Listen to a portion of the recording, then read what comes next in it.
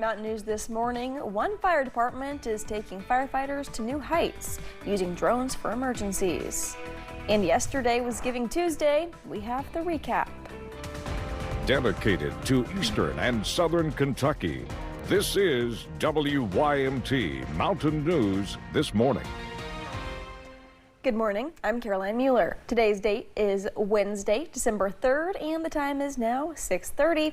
Let's go ahead and check in with meteorologist Megan Desmel for a look at your forecast this morning.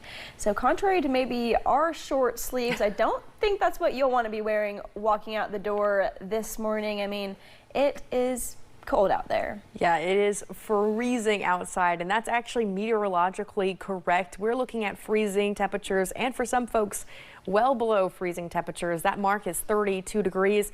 And as we take a look towards eastern Kentucky, the warmest temperatures are 32 degrees at freezing. So that's Whitesburg and Harlan 32.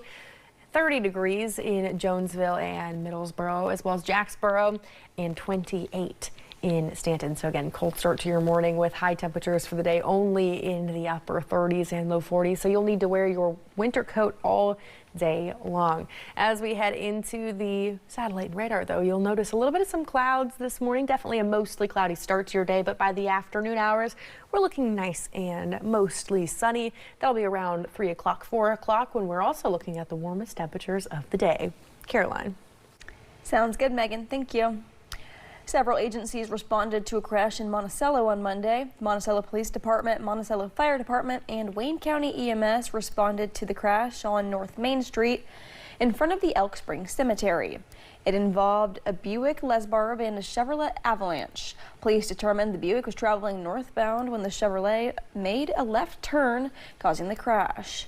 The driver of the Buick was taken to the Wayne County Hospital for treatment. The other driver refused treatment.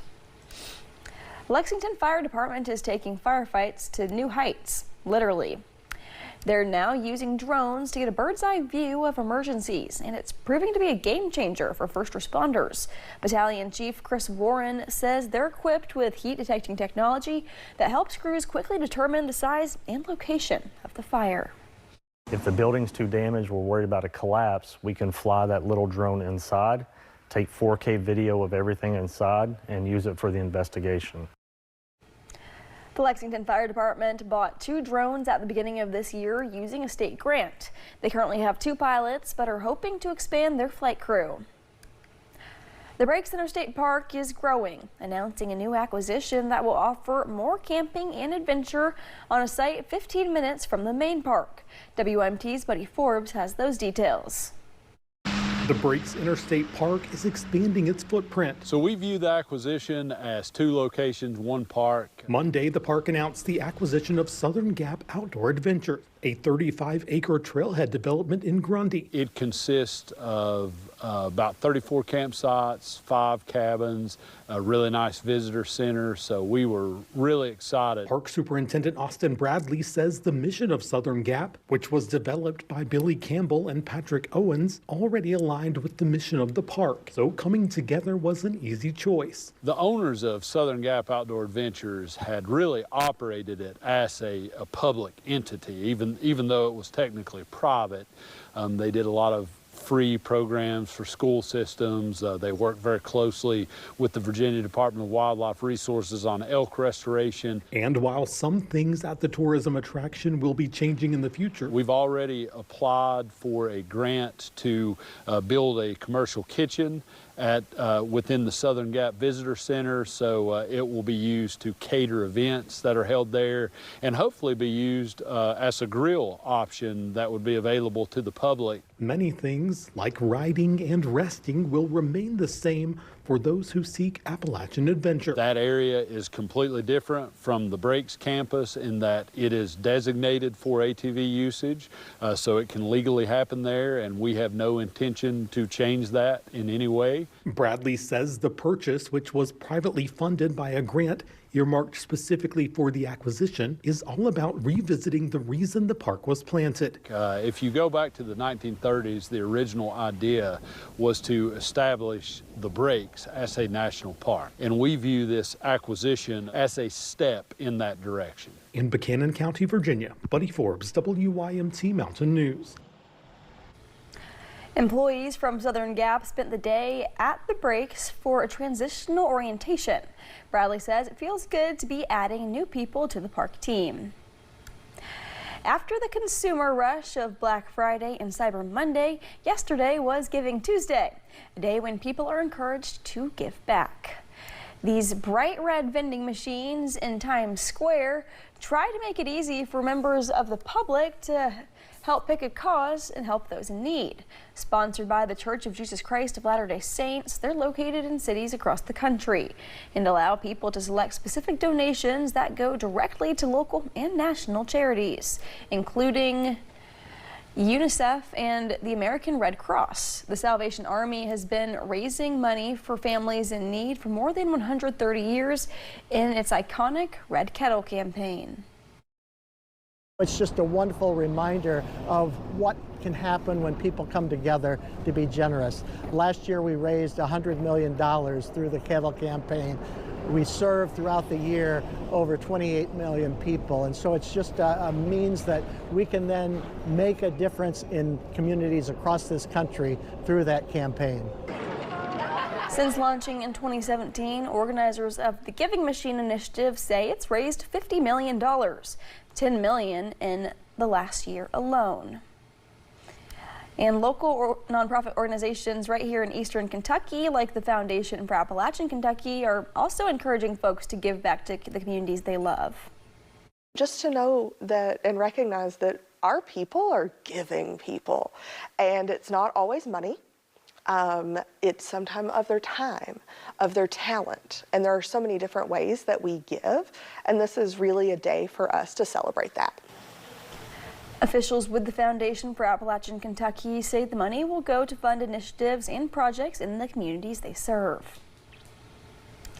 Back in September, we met a group of Perry County students just starting a 10-week accessibility program called Coordinating and Assisting the Reuse of Assistive Technology Together, One Priority, or Carrot Top. I caught up with those same students as they presented their final designs for a new sensory park.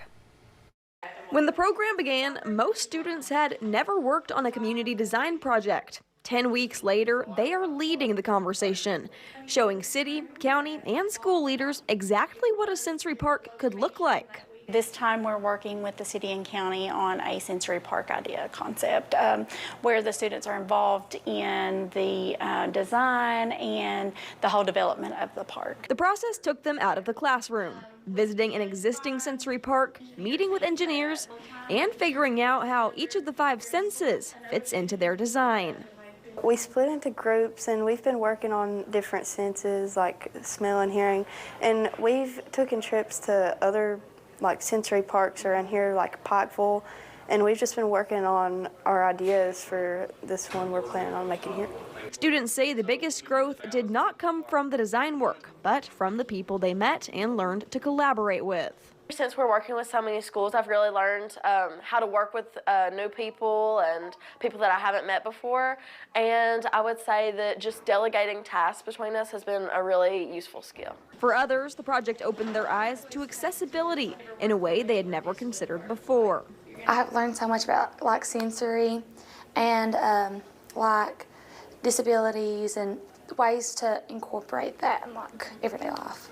It has opened new doors. It has put me out there. Local leaders who reviewed the students' top ideas say this year's cohort brought real, practical input that will shape the final park. We've worked really close this year with this group and looking forward to implementing some of their ideals. I would hope a year or two that we would have our sensory park up and running. And while this cohort is wrapping up with a certificate ceremony, the work is far from over.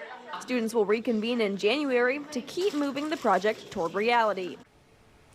A mix of returning and new students will join the next cohort as the project moves into its next stage.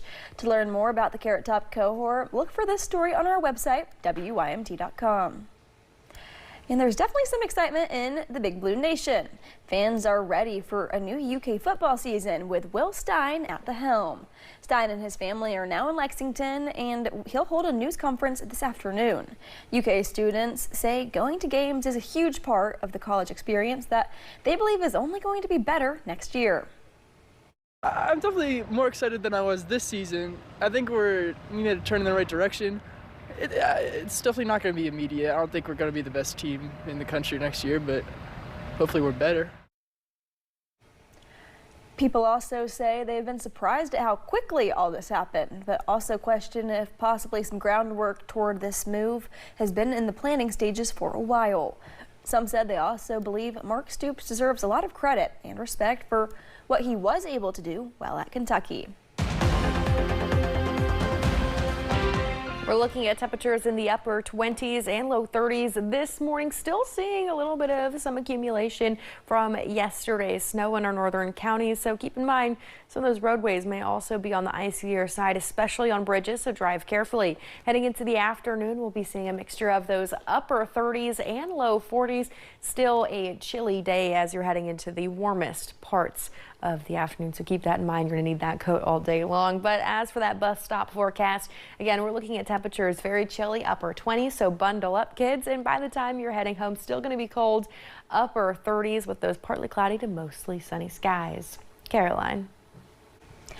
Thank you, Megan, and thank you for joining us. The time is now 6:41. Still to come on Mountain News this morning, smart rings and watches are topping holiday wish list this year. We have more on what researchers say shoppers should know about wearable wellness technology.